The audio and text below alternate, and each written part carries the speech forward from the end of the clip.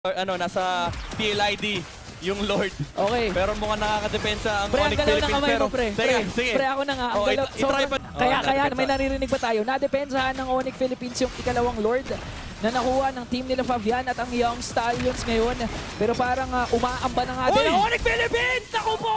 1-for-1 trade. Hindi namin sigurado kung sino yung namatay. Yung kanilang kalamangan ng early game ay Ayun unti-unti na nawawala. Lord, ang pinaglalabanan nila dito. Again, yung damage output ay ang damage output ay mataas na for the side of Onyx Philippines. So kaya na nila lumaban. Nakakuha na naman ang isa pang kill ang Onyx. Kong na naka-Hanzo. Yung Hanzo kanina si Kyrie yun pero pareho naman kasi silang pogi. So ibig sabihin nun, marunong sila gumamit nun Oo, uy, conceal. Ay, may nag-conceal dito. Hindi kami sigurado kung sino yung nag-conceal dahil wala kami Uli ka, nag-flicker doon. Parang si Witty ata yung flicker doon.